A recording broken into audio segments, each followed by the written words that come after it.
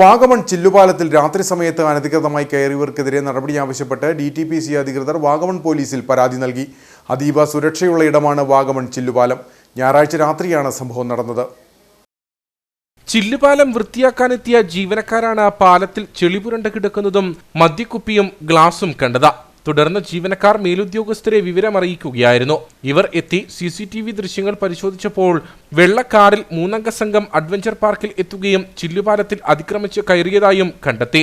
കൂടാതെ ശുചിമുറിയിലെ വാതിലും പൈപ്പുകളും സമീപത്തെ വ്യാപാര സ്ഥാപനത്തിന് മുൻപിൽ വെച്ചിരുന്ന കുടിവെള്ള കുപ്പികളും ഇവർ നശിപ്പിച്ചിട്ടുണ്ട്. ഇതോടെയാണ് പോലീസിൽ പരാതി നൽകിയതെന്ന് അധികൃതർ പറഞ്ഞു. അവർ പറയുന്നുണ്ട്, CCTV എല്ലാം വ്യക്തമാണ്. അവർ മനഃപൂർവ്വം അതിനകത്തോട് അതിക്രമിച്ച് കയറി മദ്യപിക്കാനുള്ളത് പരിപാടിയായിരുന്നു. അതിനകത്ത് 2-3 പേരാണ് കയറിയിട്ടുള്ളത്. 3 പേര് ഗ്ലാസ് വെച്ചിൻ്റെ ലോക്കൊക്കെ ഹാൻഡിലൊക്കെ ചാടിക്കടന്ന് മേലെ കയറിപ്പോയി അവിടെ സംസാരിക്കുന്നുണ്ട്. ഒരു 10-15 മിനിറ്റോളം അവരുടെ ചിലവഴിച്ചിട്ടുണ്ട്. എന്നിട്ടാണ് തിരിച്ചു പോകുന്നുള്ളത്. നമ്മളിപ്പോൾ വാഗമൺ പോലീസിൽ പരാതി ചെയ്തിട്ടുണ്ട്.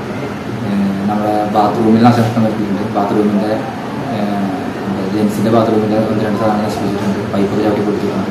പിന്നെ നമ്മളിവിടെ സ്റ്റോക്ക് ഇറക്കി വെച്ചിരുന്ന കുടിവെള്ളം മറ്റേ ഷോപ്പിൽ ചെയ്യുന്നിറക്കി വെള്ളം നഷ്ടപ്പെടുത്തിയിട്ടുണ്ട്, നശിപ്പിച്ചിട്ടുണ്ട്. പിന്നെ ഇപ്പോൾ അതിൻ്റെ CCTV വിഷ്വൽസ് നമുക്ക് കിട്ടിയിട്ടുണ്ട്.